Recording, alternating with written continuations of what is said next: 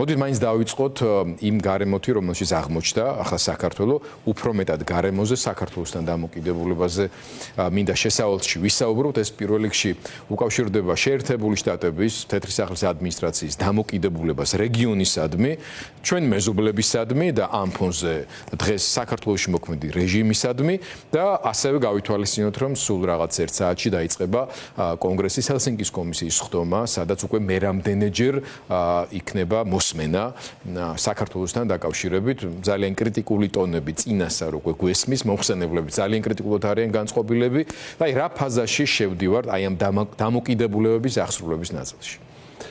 დიდი მადლობა.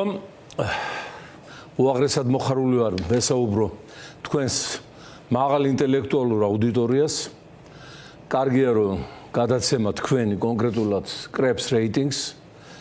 ეს თქვენი ობიექტურობის და ღრმა ჟურნალისტური აკადემიზმის დამსახურება ყველაფერთან ერთად. სამწუხაროა რომ ფინანსური სიღატაკის შედეგად თქვენ ტელევიზიაშიც პრობლემებია, ისე როგორც ჩვენთან პარტიაში და მთლიანად ქვეყნის დემოკრატიულ და პოლიტიკურ სივრცეში. მაგრამ მთავარია რომ ბრძოლას არ ვწყვეტს და მივდივართ წინ. წინ რომ მივდივართ, დღევანდელი ჰელსინკის კომისიის ხდომა ვაშინგტონში, ამის ჭეშმარიტი დასტურია. მოგეხსენებათ პირველი სხდომა 2024 წლის 4 ივნის ჩვენი მონაწილეობით ჩატარდა, სადაც დაგვასახელეს ასევე ინიციატორებად მეგობარი აქტის და მთელი ამ პროცესის სავსების ობიექტურად და მოხარული ვარ და მადლობა რომ აღნიშნეთ ბატონო გიორგი, აი იმ საძირკვლის ჩაყრაში, რომელზეც ახლა უკვე შენდება საქართველოს გადასარჩენი გალავანი, 12 წლის წინ ჩვენ მივიღეთ თავარი მონაწილეობა და ის ხალხი, ვინც დღეს საქართველოში ასე წუხს და ამგვარად გვიდგას გვერდში, იგივე სენატის შერეღების კომიტეტის თავმჯდომარე სენატორი როჯერ უიკერი, რომელიც არის ჰელსინკის კომისიის თავმჯდომარე, ამავე კომისიის თანათავმჯდომარე ღირსეული კონგრესმენი მთელი მსოფლიოსთვის ვილსონი, დემოკრატების ლიდერი ერთ-ერთი კოენი და მთელი ეს სამეგობრო 160 ორპარტიული ძალიან მნიშვნელოვანია. ორივე პარტიას აი ამ თემაზე აქვს ერთი და იგივე აზრი, რომ უნდა დამთავრდეს ივანიშვილის რეჟიმი საქართველოში. აი ეს ხალხი ჩვენ 12 წლის წინ გავიცანით. 10 წლის წინ გავიცანით და დასჭირდა ძალიან დიდი და სერიოზული მუშაობა, რომ ამერიკის პოლიტიკური ელიტა მისულიყო ერთადერთ სწორ დასკვნამდე, რომ ივანიშვილიზმის მეოთხე სტადიის სიმსივნეს სანქციების გარდა მშვიდობიან ფორმატს ვამბობ, ჩვენს ქვეყანას ვერაფერი მოაცილებდა და მე კიდევ ერთხელ უდიდესი მადლობა მინდა ვუთხრა მათ. ჰელსინკის კომისია აი ახლა უახლოეს ხანში გამოაცხადებს ძალიან სერიოზულ თეზისებს. არ მინდა დავასწრო საავტორო უფლება წავართვა მეგობრებს, მიმოწერა ჩვენ ძალიან ყოველდღიური გვაქვს შეიძლება ითქვას, ამიტომ ინფორმაციას ვფლობთ იქ რა გადაწყვეტილებებს მიიღებენ. სამწუხაროა რომ ვერ შევძელი ჩასვლა და დასწრება და კიდევ შეხვედრა იმ პერსონებთან, რაც დააჩქარებდა რეჟიმის დასასრულს, ძალიან დააჩქარებდა, იმიტომ რომ ვაშინგტონში ძირითადად ჩვენ გვიჯერებენ და ჩვენი ფაქტორია ამ სანქციების საკითხი. ახლა მე ხوار რომ ვამსვრო ბრიუსელში, ვაშინგტონში, სადაც მთავარი თემატიკა დუხს საქართველოს გარშემო. ვერ ჩავდივარ, იმიტომ რომ აი რაც თქვენთან არის, არც ერთმა ბიზნესმენად წოდებულმა ორფეხა ბოროტებამ, ვინც საქართველოში მილიარდებს აკეთებს და ვისაც თავი გონია ბიზნესის ლიდერი, არც ერთმა არასოდეს არ დააფინანსა ჩვენი ვიზიტი ვაშინგტონში აი ამ თემაზე, რომ წირვა გამოგვეყვანა მათივე დამჩაგვრელის, აი მელას თავის მახრჩობელა უყვარდა ეგრე გამოვიდათ ბიძინა ივანიშვილის რეჟიმისათვის. ეს არ არის ბიზნესი, ესენი არიან ქვეყნის მტრები, კორუფციონერები, პოლიტიკით გამდიდრებულნი და ივანიშვილთან ერთად მათი ყოფნა პოლიტიკაში სამუდამოდ უნდა დავამთავროთ, მასობრივად გავხვეტოთ სახელმწიფო ინსტიტუტებიდან, დავაბრუნოთ თუ არა აქვთ კრიმინალი ჩადენილი სუბთა ბიზნესში, ხოლო თუ კრიმინალი აქვს ჩადებული, მათი ბიზნესი უნდა დავშალოთ, ნაწილი გამოაცხადოთ სახელმწიფო საკუთრებად, სტრატეგიული დარგები, რაც მეითვისეს, ენერგეტიკიდან დაწყებული, ოქროს მოპოვებით გაგრძელებული, მარგანეცი დაგვირგვინებული, პორტებით გაგრძელებული ბათუმის და ფოთის. ეს არის ხალხო მილიარდები 10 შვეიცარია შეინახავდა და აი ამ ორფეხა ღორების კოლტს მიაქვს სახში. ივანიშვილი მხოლოდ მათი მომწვერვალება და იმ ხელა პატრიოტიზმიც არ გააჩნიათ, რომ აი ამ თემაზე მაინც დაგხმარებოდნენ, დავეფინანსებოდნენ, დავეფინანსებია და ამ ცხოველის ხსენება კორექტირება რო არ მოვითხოვოთ, სახარებისეული შედარებად ჩავთვალო და გავატარო. მე ღორებას ბოდის უხდი, იმიტომ რომ ღორი ამდენს არასოდეს არ შეჭამს. ძალიან დიდი მნიშვნელობა აქვს, როგორ მწიფდება განწყობა ნებისმიერ სახელმწიფოსთან მიმართებაში ამერიკის პოლიტიკურ სისტემაში. დღეს ჩვენ მოусმინეთ ბატონი პაპუაშვილის განცხადებას, რომელმაც ისე უდიერად მოიხსენია ერთი თავად ეს მცდელობა საქართველოსზე საუბრის ამ ინსტიტუტების და მანამდე კობახიძეს უსმენეთ, რომელმაც თქვა, რომ ეგ არაფერ სერიოზულ საერთოდ არ წარმოადგენსო, რაც არ უნდა ილაპარაკონო, თეთრ ადმინისტრაცია არანაირ ყურადღებას არ აქცევს მათ. ეხლა თქვენ მაინც ამდენ წლიანი გამოცდილება გაქვთ მართლაც, აი განსაკუთრებით შედარებით რო ასაკოვანი სენატორები ვინც არიან და იქ სინიორეს ახალგაზრდებს, მაგრამ ის ძველები მნიშვნელოვან წილად ბევრ რამეს განსაზღვრავენ. ხო, მაგრამ აი რა შეგიძლიათ თქვა ამასთან დაკავშირებით? ეს არის უბრალოდ ლაპარაკისთვის. ვიღაცები, რომელსაც მართლა შესტკივათ საქართველოსზე გული, რეგიონში ამერიკული ინტერესებზე, ან უბრალოდ უკვე ძალიან შეურაცხყოფილად გრძნობენ თავს აქედან, ესეთი შეურაცხყოფელი განცხადებების გამო, თავიანთ ჭიას ახარებენ, გულს იფხანენ თავისთვის თუ რა შეიძლება მოყვეს ამას უკვე სერიოზულად. ვიცით რომ ივანიშვილი დასანქცირებულია, უბრალოდ ესენი იძახიან, რომ ეგო ბაიდენის ადმინისტრაციის ცუდი მემკვიდრეობაო, ცდილობენ ხალხს დაავიწყონ, რომ სინამდვილეში გართულებები სწორედ ტრამპის წინა ადმინისტრაციის დროს დაიწყო, როცა პომპეო სახელმწიფო მდივანი ჯერ ვაშინგტონშივე უთხრა, რა იყო გასაკეთებელი, რომ პარტნიორი ურთიერთობები განვითარებულიყო, ამერიკული და ჩინური გავლენები არ გაძლიერებულიყო. შემდეგ ჩამოვიდა ის კაც სპეციალურად აქ, მაგრამ ამათმა ბოდიშთა ფეხებზე დაიკიდეს. მე მაინტერესებს თქვენ რას ელით, აი ხო ამბობთ ახლა რომ რაც მეტი დრო გადის, უფრო და უფრო მეტად რთული ხდება პოლიტიკური საქმიანობა საქართველოში. აი მაგალითისათვის და გავჩერდები და მე რა თქმა უნდა თქვენ მოგცემთ სრულად პასუხის საშუალებას. იგივე აი სასანქციო პოლიტიკასთან დაკავშირებით. ჩემი აზრით ობიექტურად ამსახურებულად ამბობთ რომ ერთ-ერთი ყველაზე აქტიური ყავი თავიდანვე, ვინც მიმართავდით, აგზავნდით დოკუმენტაციას და ასე შემდეგ. ამ საქციელის გამო ბრალდებები წაუყენეს თქვენს კოლეგებს პოლიტიკურ პარტიებს. წესით პირველი ხა თქვენ უნდა დავიჭიროთ, ხო? ამაზე დაასანქცირა ივანიშვილი და ეს ბანდა არის შალვა ნათელაშვილი და ლეიბორისტული პარტია. რას ერჩით იმ პატიოსან ხალხს ციხეში რომ გამოკეთეთ. რეალობა რა თქმა უნდა, ყველამ ვიცით და ხვდება ჩვენი ბრძენი ხალხი, რომ ის არასოდეს არ პატიობს თავის ყოფილ პარტნიორებს პატარა გადახრასაც კი.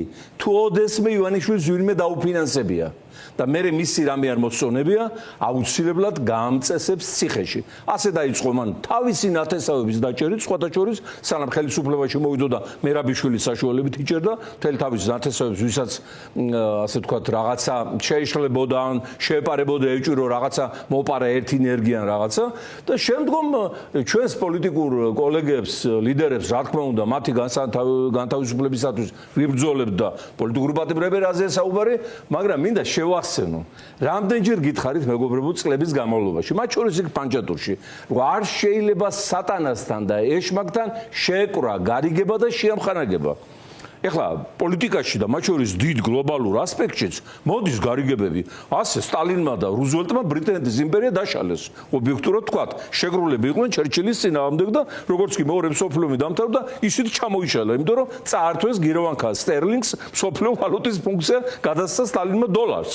ეს ფაქტია, მაგრამ როდესაც უზნეობა საფუძველი ამ გარიგების და შეკვრის, ძალაუფლების გაყოფა, დივიდენდები, ამდენი მოგება მე, ამდენი მოგება შენ, მოდი მე გამოვალ და ეხლა ისე გაგაკრიტიკებ, სიამდვილეში შემოვალ პარლამენტში და გაგითეთრებ არჩევნებს და სხვა და სხვა, მე უკვე როცა იქ ფულია გატეხილი და ივანიშვილის ვიმეორება აქვს გაშვებული ფინანსი ვინმესთან, აი ესე უსწორებს ანგარიშს და ამიტომ დაემართათ ჩვენს კოლეგებს, აი ეგ როგორც იურისტი და პოლიტიკოსი, როგორ აფასებთ იმ მდგომარეობას, როცა ქვეყანაში შემთხვევაში ხელისუფლების კრიტიკის გამო საერთაშორისო ასპარეზზე სახელმწიფოს ღალატის ლამის მუხლით არის აღძრული სისხლის სამართლები და აი მაგალითად გიორგი ვაშაძის მიმართ 14 წლიანი მუხლია საერთოდ. ისე ვაშაძის რა ბედი აქვს.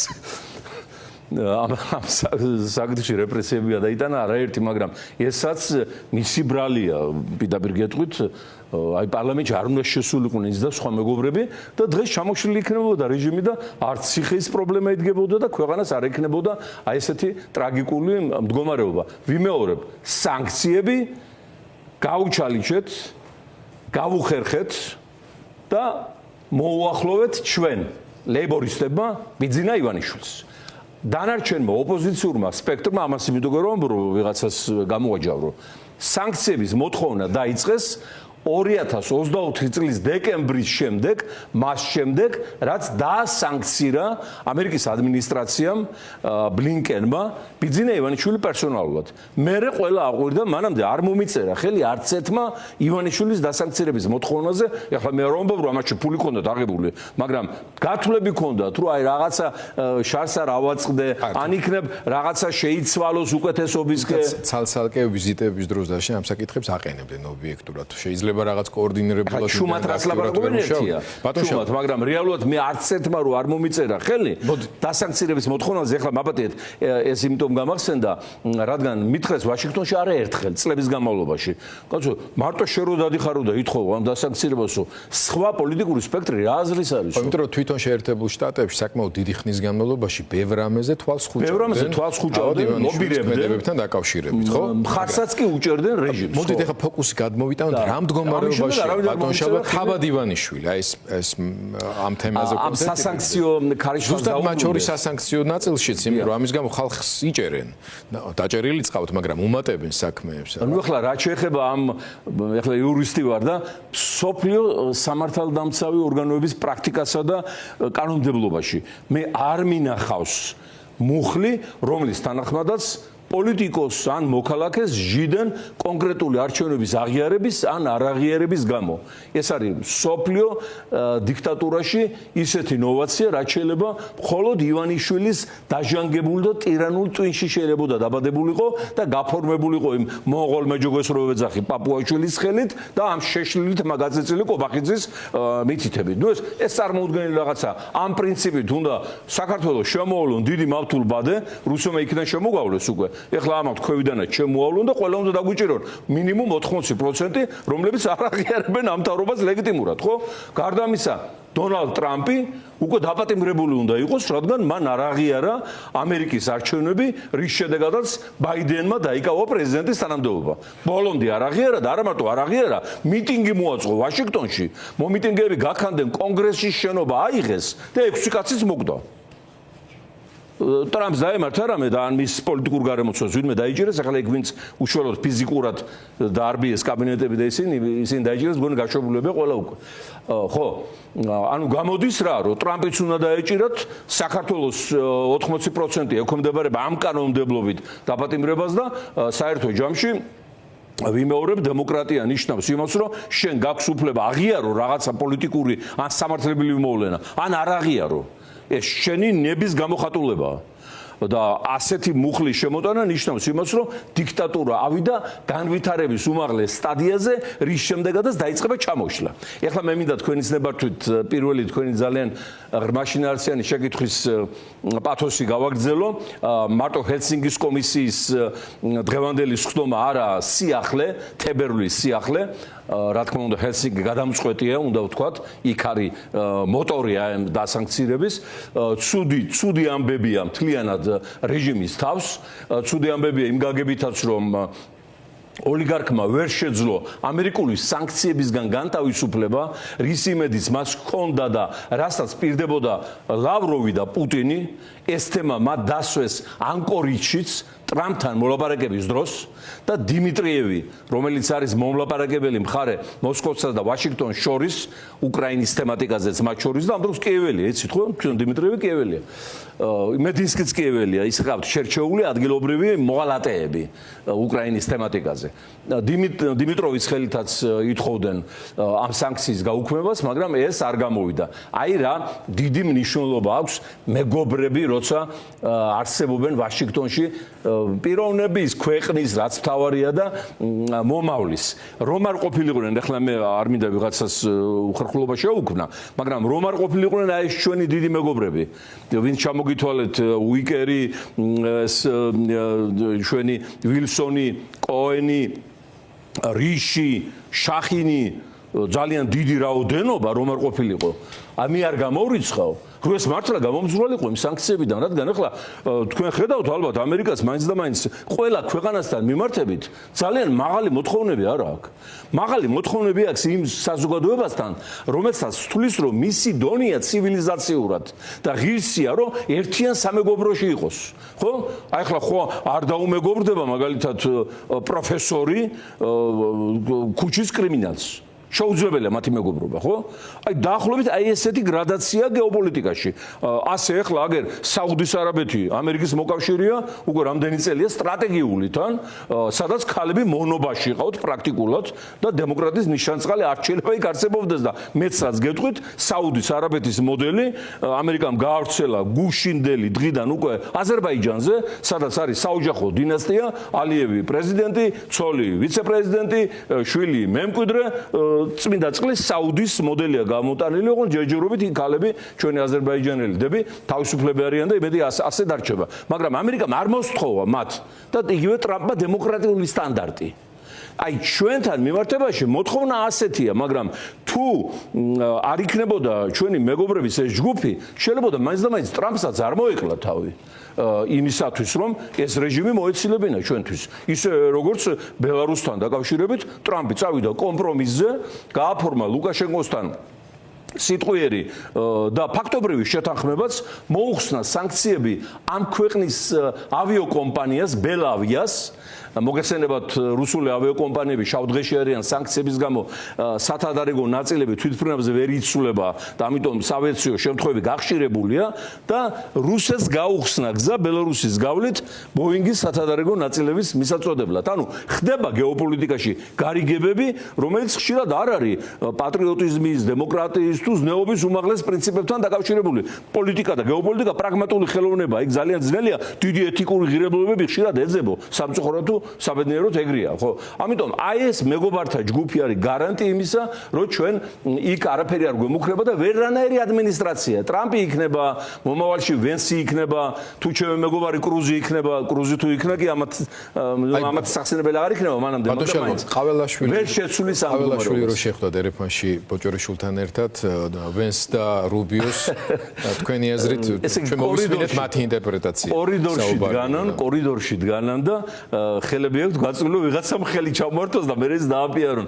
თან მეცოდება ჩემი ქვეყანაც, ჩემი თავიც და თვითონ ესენიც აი ამ საშინელი დამამცირებელი როლის შემსრულებლები რაც მიაკუთვნა ივანიშვილმა და უთხრა რომ შენ იქნები პრეზიდენტი, შენ საგარეო საქმეთა მინისტრი, შეიძლება პირად ცხოვრებაში ესენი კარგი ადამიანებიც არიან, მაგრამ როგორც მონები არ უნდა გძულდეს, უნდა გვეცოდებოდეს და ვეცადოთ ისინის დავიხსნათ ამ მონობისგან და საერთო ჯამში აი ამ დროს მახსენდება რა იცით საოცარი სიტყვები ბრძანა ლეგენდარულმა დე გოლმა საფრანგეთის ლიდერმა არ შეიძლება ხელისუფლებაში ჩლუნგი განუვითარებელი ხალხის დაშვება რადგან საზოგადოებას ისინი თავის დონეზე დაიყვანენ აი ზუსტად ეს ახლა ჩვენს ვითარებაში, როდესაც ხელისუფლებაში ირჩევა ადამიანები სიშლუნგის მიხედვით, რამდენად აქვს ტვინის ყველა უჯრედი გადაპრიალებული, რამდენად ვერ აზროვნებან, არ გააჩნიათ თავმოყარეობა, აღარ არის საუბარი ორატორიაზე, სპეციალობა, განათლება, არაფერი, ეს არის უკვე გარანტია იმის, რომ დაიმსახურება ამ ავადმყოფი პუტინ ჭორვილიჩის კეთილგანწყობას და აი ეს ხალხი, რომლებიც ასე ხელგაწვდილები დაიარებიან საერთაშორისო შეხვედრების თუ სიმპოზიუმების ფორმატში რომ ვინმემ ჩამოართვას ხელი და მე დააპიარონ, რა თქმა უნდა, შეცოდებას იმსახურებენ ყველაზე მეტად, რა თქმა უნდა, მე მეცოდება ჩემი ქვეყანა, ჩემი საქართველო, რომელმაც კაცობრიობის ისტორიის ყველა ეტაპზე, ბატონო გიორგი, ახლა არც თქვენ გესწავლებათ, არც საზოგადოებას გამოჩენილი როლი შეასრულა. ხშირად იმპერიების შემადგენლობაში ვიყავით დაპყრობილი, მაგრამ იქ ქართული გენი და ქართული ფენომენი ისტორიას წერდა კაცობრიობის. დაიწყეთ იმიდან, რა ქვია, სპარსეთის იმიდან, ისტორიიდან, აი სიტყვა რო არის ჯანდაბაში წასულხარო. ეს ჯანდაბა ინდოეთში მდებარე ქალაქია, რომელიც დაიპყრო სპარსეთმა ქართველი სარდლობის მეშვეობით და იმის შემდეგ გავრცელდა. ეგ წევლა, რომ ესე იგი, ალბათ ბევრი დაიხოცა ბუნებრივი იმ ქალაქის აღების დროს. იგივე თქვათ ის უნდილაძე, სპარსეთის იმპერიის ყველაზე დიდი გამაფართოებელი, ხო? იგივე თქვენ ხართ ჩვენ ბატონი ერაყის და ეგვიპტის მმართველები. რამდენი იყო კიდევ არ ვიცით ქართული წარმოშობის ფიგურა სოფლიოში პოლიტიკის დამწერი და შემქმნელი. ახლა გვინდა არ გვინდა სტალინმა დახატა თანამედროვე სოფლიო რუკა პოლიტიკის და დღემდე ებრძვიან და ვერ დაანგრიეს და ვერ დაშალეს. იგივე ჩინეთი სტალინის შემოქმედებაა. კომუნისტური ჩინეთი ეს არის სტალინის პირადი შემოქმედება, რომელიც დღეს გახდა უკვე ამერიკის თითქმის თანაბარ ასე ვთქვათ სტანდარტიანი კონკურენტი მინიმუმ ეკონომიკაში ჯერ, მაგრამ ხვალდაზე ვიცით როგორ განვითარდება ეს მოვლენები. იგივე ის ნაპოლეონის შემოსევა რუსეთში პეტრე ბაგრატიონის გარეშე რუსეთი ახლა იქნებოდა რა ვიცი რამდენიმე სახელმწიფოსგან შემდგარი კონგლომერატი, ხო? შემდგომი მეცნიერება გინდოდა, ტექნიკა გინდოდა, მიღწევები საკაცობრიო, იგივე ამერიკაში თვითმფრინავ მშენებლობა იმ ქართველი შვილის ის არის, ის რეპუბლიკა, ის ავიაგამანადგურებლებით მოიგო ომი ამერიკამ და საბჭოთა კავშირსაც მოეწოდებოდა ეგენი სხვათა შორის, ხო? იგივე ის გინდა, რა ქვია, ქიმიური მრეწველობა კობახიძე, ქართველი მეცნიერი, რომელმაც ამერიკის ქიმიურ მრეწველობას ჩაუყარა საფუძველი, იგივე ცემენტი, ეხლა ჭელიძე მოიგონა, ცემენტი არ ქონდა მანამდე კაცობრიობას ქართველმა, ხო? აღარ მინდა ეხლა და დღეს უკვე საქართველოს არის ფუნქცია დაკარგული. მაბატიეთ, დაიმპოტენტებული, პარალიზებული მოვლენა მსოფლიო გეოპოლიტიკურ რუკაზე. არავინ არაფრად არ გთვლის, არავინ არსად არ გვებადიჯება, არავინ არ გვეკითხება ხურმარახილია. არავის არ აინტერესებს ჩვენი აზრი, მათ შორის როცა ჩვენ ბედს ვწყვეტავენ. მაშინაც კი იმ ღონისძიებებზე, იმ სიმპოზიუმებზე და შეხვედრებზე. ეხლა ვინმე წარმოიდგენდა, რომ ამერიკის ვიცე-პრეზიდენტი ჩამოვიდოდა ბაქოსა და ერევანში და თბილის გვერდს აუქცევდა. თანაც ჩამოვიდოდა არა პროტოკოლური, ფორმალური ვიზიტით, არამედ გეოპოლიტიკურ ვითარებას სტრატეგიული შეთანხმებებით გადააწყობდა და საქართველოს დაკარგავდა, მინიმუმ დღეს ასია, დადგებოდა თავისი გეოპოლიტიკური ფუნქციის დაკარგვის საფრთხესთან. და ნებისმიერი სახელმწიფო არსებობს თავისი გეოპოლიტიკური ფუნქციით. თუ ეს ფუნქცია არ არის დამოუკიდებელი, სახელმწიფო არ არსებობს. ეს არის კაცობრიობის ისტორიული კანონი. აი ახლა დედამიწაზე 6000-მდე ერი და ეთნიკური ჯგუფია, მაგრამ სახელმწიფო მარტო 200-ია. ეს 200 სახელმწიფო გეოპოლიტიკური დატვირთვის მიხედვით არის შექმნილი და აღიარებული და არა ეროვნული, ან თქვათ რელიგიური ნიშნით. ეხლა მოგეცენებათ ქურთები 50 მილიონია, მაგრამ არ აქვს დამოუკიდებელი სახელმწიფო, განფენილნი არიან სირიის, თურქეთის, ირანის და ერაყის ტერიტორიაზე. გეოპოლიტიკური მოთხოვნილება არ არის თურქული სახელმწიფო შექმნაზე. 50 მილიონი ხალხი, თამილები სამხრეთ ინდოეთში, ეს სამკუთხედში 70 მილიონია. არავის აზრად არ მოვა იბრძვიან, სხვათა შორის დამოუკიდებლობა უნდა იმათაც ერაყანებებს. არავის აზრად არ მოვა, რომ ეს ამათი დამოუკიდებლობა აღიაროს. არ ვერ ხედავენ გეოპოლიტიკურ ფუნქციას რეგიონში და მთლიანად პლანეტარული მასშტაბით. და ჩვენი გეოპოლიტიკური ფუნქცია, ჩვენი არსებობის საფუძველთა საფუძველი იყო აბრეშუმის გზა, შუა კორიდორი, გზა, მაგისტრალი, რომელიც აკავშირებს პირდაპირ თქვათ წყნარ ოკეანესა და ატლანტიკური ცივილიზაციის ყველაზე წამყვან სეგმენტებს და ეს გზა გადიოდა მხოლოდ საქართველოზე. ივანიშვილის გამოუსწორებელი და წარუმშლელი დანაშაული ჩვენი ერის და მომავლის წინაშე არის ზუსტად ის, რომ აიძულა ჩვენი მოკავშირეები ევროპა და ამერიკა ეძებნათ საქართველოს გარდა სხვა ალტერნატიული გზა და ვინც ეძებს ის პოულობსო ნათქვამია და აგერ იპოვეს აზერბაიჯანსა და სომხეთზე გამავალი ზანგეზურის კორიდორი, სადაც დაგეგმილია, რომ რამდენიმე წელში გადაინაცვლებს არა მარტო სახმელეთო ტვირთები, რომელიც საქართველოსზე გადის და მილიარდი მოგება მოაქვს ქვეყნისათვის და და ამ მილიარდი მოგებიდან 70%-ს აეს ორფეხა ღორების კოლტი ეზიდება სახში, ვიზაც გითხარით, ქართველი ბიზნესმენების სახით, არ მარტო სახმელე, თუ არამედ გადავა სარკინიგზო, გადავა ნავთობსადენები, გაზსადენები და ოპტიკურ ბოჭკოვანი კაბელიც. და საქართველოს გეოპოლიტიკური ფუნქცია არის დამთავრებული და გული როცა გაჩერდება, გული ხო? რაც არ უნდა სხვა ორგანოები იყოს ჯანმრთელი, ის უკვე აღარ შველის საქმეს, ისინიც ავტომატურად ხვდება.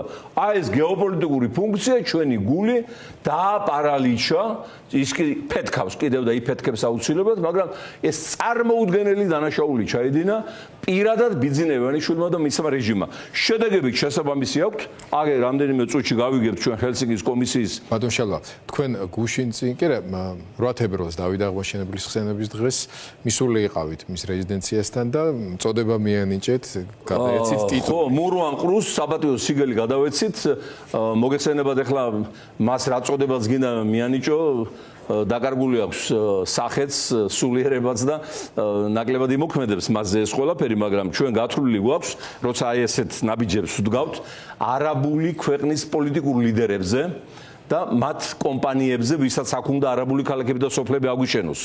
და ეს პროცესი უკვე დაწყებულია.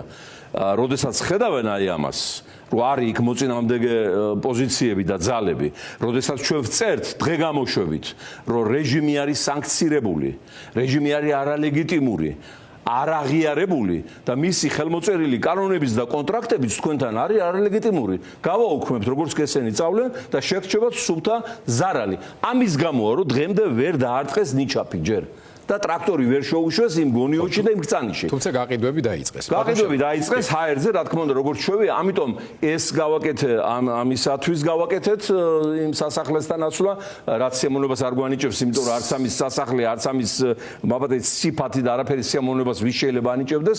ეს სურათი გადავეცით მურვან ყრუს, სხვათა შორის მურვან ყრუ ეს არაბი დამპყრობელი გამოირჩეოდა განსაკუთრებული სისასტიკი და 4 წმინდანი ყავს მისი ლაშქრობების შედეგად ჯვარზე გასმული ფაქტობრივად ის გობრონი რაღაც საოცარი მებრძოლი პიროვნება მესხი ის მხეიძეები ძმები დასავლეთში ქუთაისთან რო არის საოცარი სალოცავი ტაძარი 4 მინიმუმ წმინდანი შემოღჩა ისეთი სასტიკი შემოსევები იყო 400 წელი ბატონობდნენ არაბები ვიმეორებ არაბულ ცივილიზაციას პატივისცემ მაგრამ ისინი უნდა დაეტიონ თავის სამყაროში და არ გადმოსახლდეს საქართველოში და საარაბო არ უნდა გახდეს საქართველო. ისევე როგორც არ შეიძლება საფრანგეთი გახდეს საქართველო და ასე შემდეგ. ადამიანები ცხოვრობენ იქ, სადაც ღმერთმა მიუჩინა ადგილი. როდესაც ადამიანები არ ღვევენ ღმერთის მიჩენილ ადგილზე ცხოვრების პრინციპებს, მერე იწყება ბაბილონის გოდოლი და ის ცნობილი ისტორია, რომ ჩამოშალა ღმერთმა და ყველაფერი გაანადგურა. ამიტომ აი ეს საფრთხე დემოგრაფიული გადაშენებისა და ნახევარზე ნაკლები დავრჩეთ ქართველები, ეთნიკური ქართველები, ივანიშვილმა რეალობად აქცია აი იმ ჩვენი მტრების სიტყვები საქართველოს და უკართველობად, ამან ფაქტიურად თვალებში ჩაგვახედა ამ საფრთხეს და რა თქმა უნდა ამაზე უკაცრესად აგებს პასუხი. სანქციების ნაწილი მინდა რომ დავასრულო და ბოლოს მე ეკონომიკურ და სოციალურ ასპექტზე მინდა დაგისვა შეკითხვები. კი, სწორი ბრძანდებით, მაგაზე მინდოდა გამეგრძელებინა კიდევ. სანქციებთან დაკავშირებით თქვენ ხშირად წერთ ლეიბორისტულ პარტიას, როგორც თქვენს პარტნიორ ორგანიზაციას დიდ ბრიტანეთში. და დღესაც მოვისმენთ უკვე კონსერვატორების ჩართულობით, რომ როგორც ჩანს წნეხი იზრდება აღმასრულებელ შტოზე, ასე ვთქვათ, რომ გადაწყვეტილებები იქნას მიღებული. ხომ არ არის ამ ტიპის დინამიკა წინაპირობა იმისა, რომ საქართველოში უკვე ივანიშვილის გარემოცვაში გარკვეული გადაწყვეტილებები მიიღება. მათ შორის ვახსენოთ დავუშვათ ელექტროპანია იმედის ფლობელობასთან დაკავშირებით მიღებული გადაწყვეტილებები. ნუ რა შეეხება რუხაძეს, მოგეხსენებათ ჩასაძირად განწირული გემიდან პირველები ვირთხები გარბიან და რუხაძეს გახლდა ზუსტად ასეთი ვირთხა, რომელიც ჯერ პატარგაცუშვილის ოჯახში ფუსფუსებდა, როგორც მათი მეგობარი და როცა გარდაიცვალა ბადრი, გაძარცვა ოჯახი ფაქტიურად დააყაჩაღა, მიცვალებული დააყაჩაღა და ამ ნაყაჩაღარით იახლა ბიძინა ივანიშვილს, ბოლომდე წველა რა შეეძლო, მთელი ეს ლიბერტი ბანკი, პენსიონერებისათვის მაღალი სესხები, ამის სინდიზია თუ გააჩნია ასეთი, იქ ცემენტი, იქ დეველოპერული კომპანიები მოწამლული პროდუქტების შემოტანა საქართველოში და ხალხის კიბოთი დახოცვა, ესენი აკეთებენ. არ არსებობს თვალსაჩინო ბრჭყალებში წარმომადგენელი რეჟიმისა, რომელიც არა მარტო აქ არ აშენებდეს არაბებისათვის კორპუსებს, არამედ ბიზნესი არ კონდეს დათრეული საქართველოში ძალიან მსხვილი და მომგებიანი ცემენტი თუ პორტი თუ თქვათ იქ ენერგომატარებლები, არამედ არ შემოქონდეს უცხოეთიდან პროდუქცია. Portokali, ვაშლი ვერ დაიჯერებთ, კბილი ჯაგრისი, ტანსაცმელი, ყველაფერის რაც აქ უნდა იწარმოებოდეს, ყველი რძის პროდუქტი, თქვენ გონიათ რომ ეს ყველი რაც იყიდება გარეთ რძესთან რამე კავშირი აქვს, აი ძროხის სურათი რო ჩადონ კიდე რაღაცას დაიჯერებ, რომ ის რძისგან არის ნაწარმოები. ირანიდან შემოაქვთ ძირითადად და აზერბაიჯანიდანაც ფხვნილი, რომელსაც ყველთან და რძესთან ძალიან შორი ურთიერთობა აქვს და ნუ ახლა ვინმე წარმოვიდგენდა რომელიმე ქვეყანაში რომ პაპაშვილები, აი ძმები პაპაშვილები აჭმევდნენ ძროხებს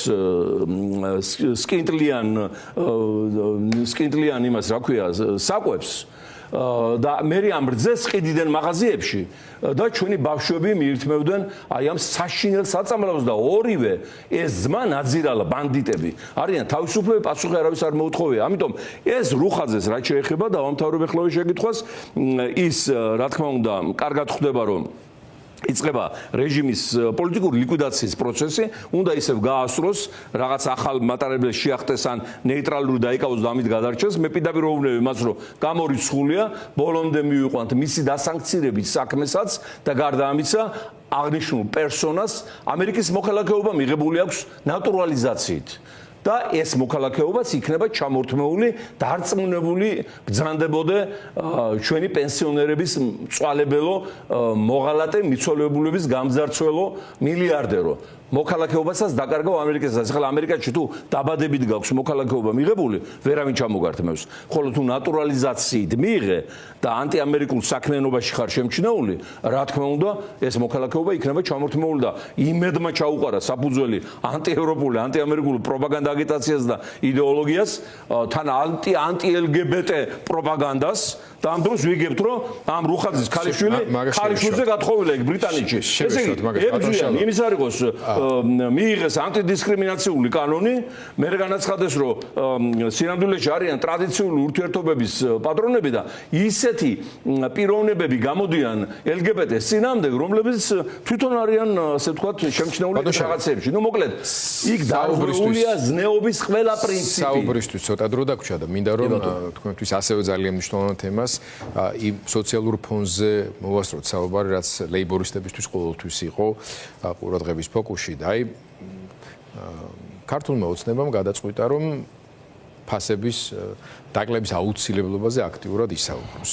ზოგადად ამ კამპანიას, მის მოტივს, როგორ შეაფასებდით და რა შეგიძლიათ უთხრათ ხალხს, რომელსაც სინამდვილეში წლების განმავლობაში მართლა ძალიან აწვალებს და ამაზე ჩვენ ბევრს საუბრობდით ამ სტუდიებშიც, რეპორტაჟებშიც და ასე შემდეგ, მაგრამ ახლა არის ცდელობა, შემოტრიალება ამ თემის, რომ აი თითქოს მათ შეტყივათ გული და ამ დროს სხვა დანარჩენი ყველა ამის წინააღმდეგია. ხო, ეს დაახლოებით ქართული ოცნების ჩივილტირილი მაღალ ფასებზე მაგონებს ეპშტეინის გარდაცვლილი ეპშტეინის სიტუაციას. ეხლა ეპშტეინი რო გააცოცხლონ და მან დაიწყოს ბრძოლა პედოფილიის წინააღმდეგ. და არასრულწლოვნების და ძალადობის წინააღმდეგ, რომლის მსოფლიო ლიდერი ის აღმოჩნდა, ხო? დაახლოებით აი ეს ვარიანტია, ეს არის მორიგი სატყუარა, ეჭვარ გეპარებათ, წეღანაც თქვი, რომ ეს მთელი მაღაზიები, მთელი პროდუქცია არის მათი, შემომტანები არიან ეს ბატონები, საკუთრება სუპერმარკეტები ეკუთვნის სწორედ ივანიშვილის უახლოეს გარემოცვას, იგივე ის ორი ნაბიჯი თავისი 400-500 მაღაზიით კახა ბექაურისა, რომელმაც ამოხადა მასმედია სული და თქვენ ჩემზე კარგად იცით, რა დავალებები აღარ შეასრულა, ეს არის მისი საკუთრება და რაც დაანგარიშდა 60 მილიონია მოგება მარტო მისი ქსელიდან მის ოჯახზე წასული. აი ამ ყაჩაღური ფასების შედეგად. იგივე ეს ფხაკაძე როა, ეს ძმები ფხაკაძეები, ქუთაისელი მაფიოზა, ბენზინ მილიონერები, მარტო იმით არ კმაყოფილდებიან საწოლზე რომ ტყავს გვაძრობენ. ეს სმარტი, ეს ვენდი, ეს დანკინ დონატსები მაგათია და აწესებენ იმ ფასებს, რაც გაუხარდებათ. ეს ნოშიკო ნამურაძე, ეს კრიმინალი, ვითომ ბიზნესმენი რო ქვია, მაგისი ყოფილა ეს გუდვილი. ეს კარფური მოგეხსენებათ არაბული ოჯახისა და არაბები და ივანიშვილი ისე არიან განუყოფელი როგორც ყველი და პური. შეთანხმებულები ვაჭრობაშიც, არაბული დასახლებების მშენებლობაშიც და ყველაფერში. ეს რა თქმა უნდა არის მთლიანად ამათი პირადი ბიზნესი, ფასები არის მათ მიერ დაწესებული და ეხლა უკვე იფიქრეს ალბათ, რომ რამენაირად თავიანთი წაბილწული ავტორიტეტი ხალხში გამოასწორონ და შექმნეს ჯერ ერთი კომისია მაღალი ფასების შემსწავლელი, მერე კომუნისტების დროს იყო ხოლმე შექმნდნენ მეორე კომისიას ამ კომისიის საქმიანობის შემსწავლელი და ეხლა დღეს გამოაცხადეს, რომ საერთაშორისო კომისია უნდა ჩამოიყვანონ და იმან უნდა დაადგინოს რამდენად სწორია ფასები. ფასების დადგენა კი არ არის მთავარი. ფასს წარმოქმნამდე ქვეყანაში რა დგება? რა ხდება? ხელფასი რამდენი აქვს ხალხს? რა სამუშაო აქვს? ადამიანური პენსია არის თუ არა? წარმოება როგორ მუშაობს? სოფლის მეურნეობა როგორ ყვავის? ეს ყველაფერი ეკონომიკა, აყვავებული, ფეხზე დამდგარი, რასაც გვპირდებოდა და ბოლი ამოსული ფაბრიკა ქარხნებიდან იწვევს შემოსავლების ზრდას და შესაბამისად ფასები უკვე სწორდება და ემსგავსება ადამიანურ სტანდარტს და როცა ადამიანები არ მართავენ ქვეყანას, რანაირად მივალთ ადამიანური სტანდარტის ამ ფასებამდე, ან თქვათ ეკონომიკის გამოსწორებაზე და ადგენამდე. ამიტომ მეგობრებო, ერთადერთი გამოსავალი ჩვენი ქვეყნისათვის დღეს არის ეროვნული სოციალისტური წყობის დამყარება ევროპული ფორმატის. ევროპა არის სოციალისტური, ამერიკა არის სოციალისტური, გვინდა დემოკრატია და გვინდა რომ სოციალური დაცვა იყოს გარანტირებული, ხალხი არ გაიქცეს აქედან, არ აშენდეს მათ ნასახლარზე არაბული სოფლები და ქალაქები, არ მოვიდნენ ოლიგარქები და ბანდიტები, ჩვენ უნდა ავირჩიოთ გზა ეროვნული ევროპული სოციალიზმისაგან. ამის გარანტია არ მინდა ეხლა ტრაბახში არ ჩამითვალოთ, მხოლოდ და მხოლოდ ლეიბორისტული პარტია დღეს მოგაცილებთ, ამ თავრობას მოგაცილებთ ძალიან მალე. უახლოეს ხანში დამთავრდება მათ საქმე. ჩატარდება კიდევ არჩევნები.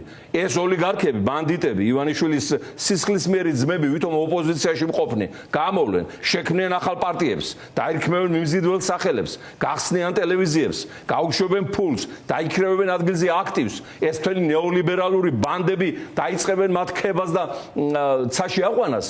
და ისევ თუ შევცდებით არჩევანში და ისევ თუ დაიწყებთ რომ აი საკრებულო და სააკაშვილი აირჩია და ხმებს ეყიდის და ნიუ-იორკში ორი სახლი აქვს თქვენ პირ შაქარი ვინც ამას ფიქრობს მართლა მგონდეს ეხლა გავყიდდი და ამ რეჟიმის საქმეს დავამთავრებდი ხო აი მაშინ საქართველოს საბოლოო დაღუპულია და მე ვეღარ მოგცემთ ვერანაირ გარანტიებს იმისა რომ კიდე გამოგიხსნით ამ ყაჩაღებისგან ნუ ორი მთავრობა ჩვენი გასტუმრებულია პირდაპირ შემიძლია ვთქვა ეს მესამე უკვე ღმერთის სამობით არისო და იმედი ახლა ისე არ გააკეთებთ რომ მეოთხეც ჩემი გასასტუმრებელი გახდეს შეიძლება ვეღარ შევძლოთ ეს უამრავი მიზეზების გამო ეს ერთი და მეორე ეს გაისტუმროთ და მე დაარჩეს მოხდავს ხალხი უფრო ეს წავიდეს ბევრი გამოცდილება წავიდეს და წავიდეს ქვეყანას საქართველოს დადგეს ფეხზე და ნამდვილად არაფერს აღარ რჩევი და ასევე მინდოდა მეთქვა რომ სასიამოვნო თებერვალი დადგა თებერვალი 14 თებერვალი სიყვარულის დღეა ხო ვალენტინობის მინდა მიულოცო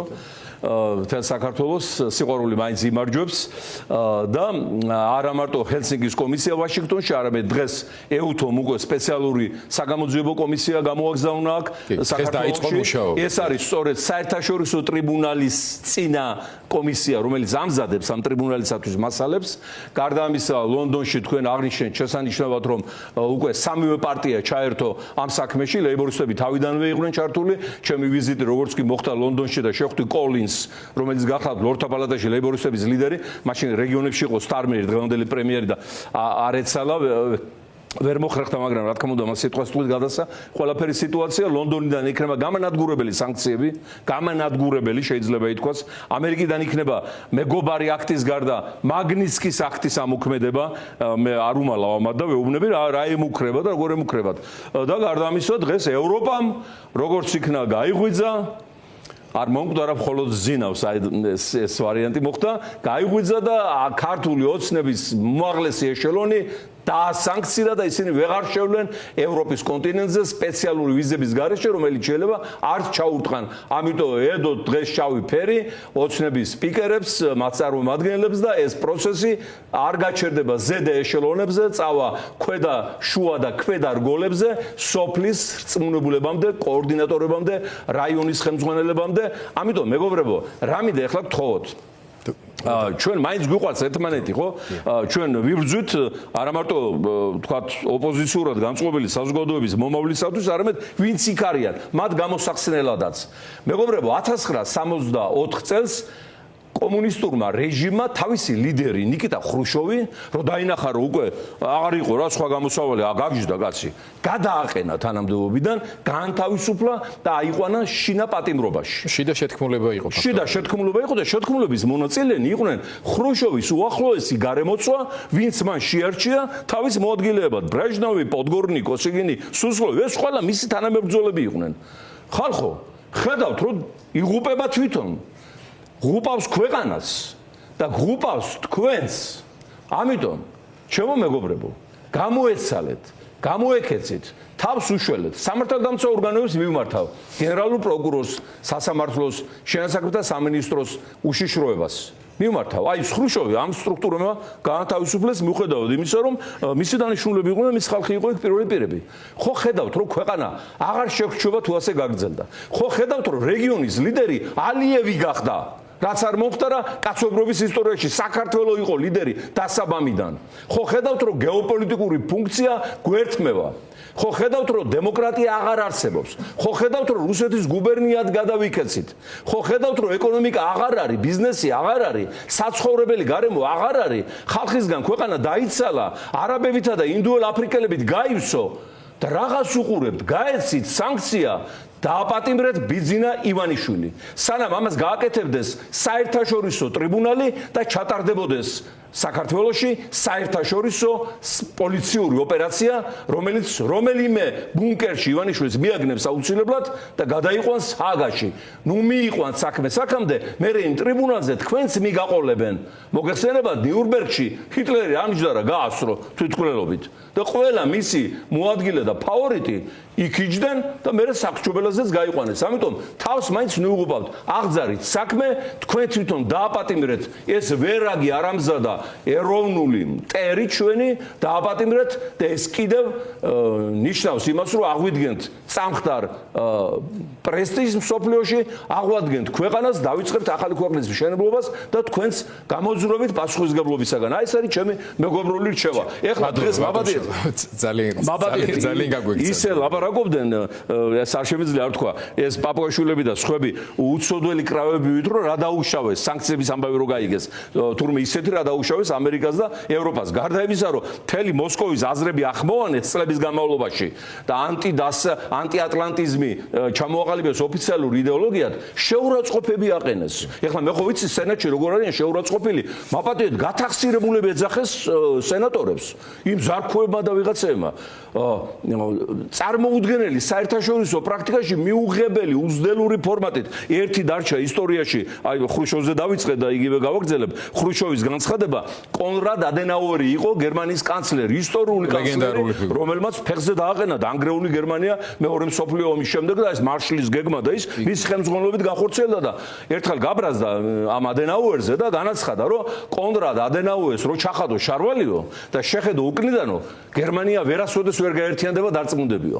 ხოლო თუ წინიდან შეხედავო, მიხვდები რომ გერმანია ვერასოდეს ვერ აღდგებაო. ეს შევიდა როგორც უნიკალური უზრდელობა საერთაშორისო პრაქტიკაში, ხო? ხრუშოვის ავტორობით. ხრუშოვის ავტორობით. ამათ გაასწრეს ხრუშოვსაც. ნახეთ ამათი ტერმინოლოგია ჩვენს მეგობრებს როგორ ესაუბრებენ და რაც თავარია რა გაუკეთეს ქვეყანას, რა გვაკადრეს, სადამდე მიგვიყვანეს. და ეს შეიძლება კარგიც იყო, ღმერთმა განსაცდელი მოგვივლინა იმისათვის, რომ ჩვენ ფეხზე დავდგეთ, გავსწორდეთ და გავსწიოთ წინ ძალიან დიდი მომავლისაგან, რომელიც აუცილებლად გველოდება, რადგან ამას ვიმსახურებთ.